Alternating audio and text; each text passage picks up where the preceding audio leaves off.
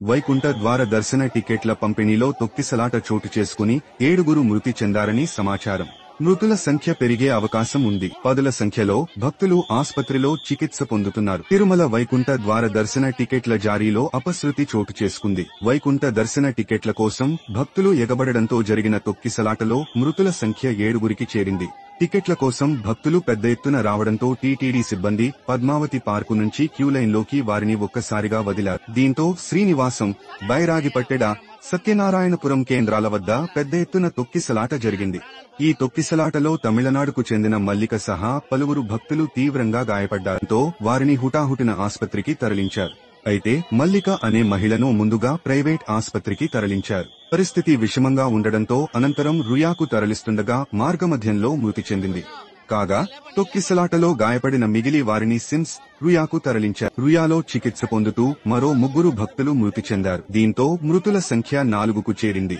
అయితే తాజాగా స్విమ్స్ లో చికిత్స పొందుతూ మరో 3 ప్రాణాలు కోల్పోగా మృతుల సంఖ్య 7కి చేరింది.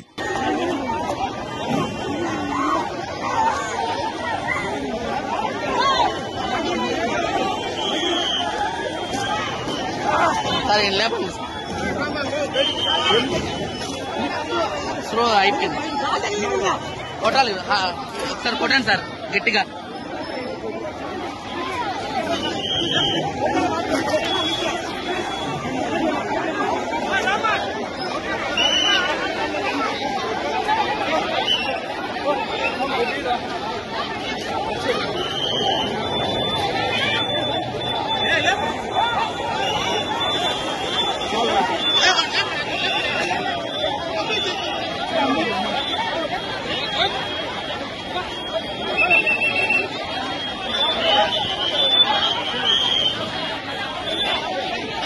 వైకుంఠ ద్వార దర్శన టికెట్ల జారీ విషయంలో అధికారుల నిర్లక్ష్యం కనిపించింది. బందోబస్తు నిర్వహించడంలో పోలీసుల వైఫల్యం స్పష్టంగా కనిపిస్తుంది.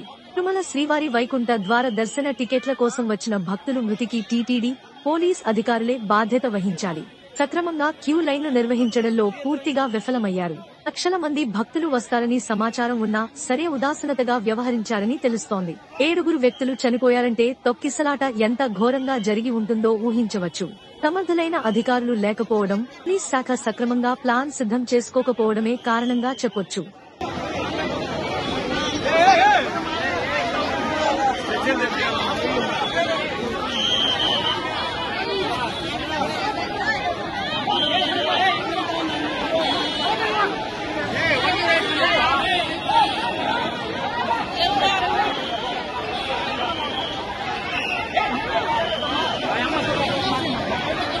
ఏమ్మా వారం మొత్తం ఇస్తారు కదమ్మా, ఒక్క రోజే రాకపోతే ఏమ్మా మీరా? ఎంతమంది ప్రాణాలమ్మా? ఇప్పుడు ఎవరు 10 మంది ప్రాణాలు పైన ఎవరు రెస్పాన్సిబిలిటీ? వారం మొత్తం ఇస్తారు కదా.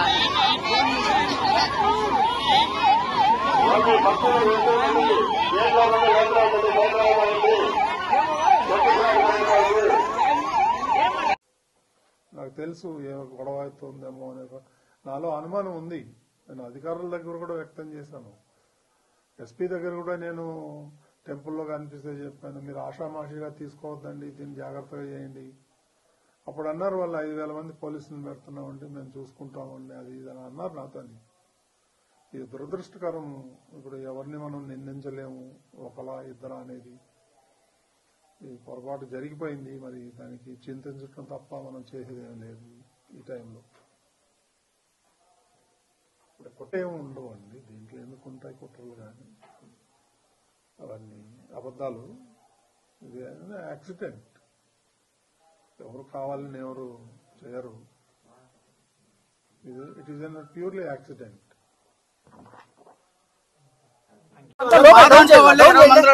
8 మందికి ఇబ్బంది పడి, కాళ్ళు చేతులు కూడా ఇబ్బంది పడి, మొత్తం ఒక మనుషులు ఫెయిట్ అయిపోయి ఉన్నారు. అందరూ కూడాను అందరినీ కిమ్స్ హాస్పిటల్ జాయిన్ చేశారు. నాయకులందరూ కూడా వస్తున్నారు, చూస్తున్నారు. ఎవరు ఏమీ లేదు. పోలీసులు అందరినీ వేస్ట్ గా చూస్తున్నారు. దరిద్రంగా ఉన్నారు అందరూ. అది పరిస్థితి. ఇక్కడ పోలీసులు ఎప్పుడు కూడా సరిగా చేయలేదు. మా పరిస్థితి అందరినీ ఏం చేయాలని మీరు ఆలోచించుకోండి. 20 మందిలోనే మొత్తం అందరికీ కూడా అందరూ ఫెయిట్ అయిపోయి ఉన్నారు. ఎవరికి కూడా ఏం బాగాలేదు. అందరూ హాస్పిటల్లో పడి ఉన్నారు.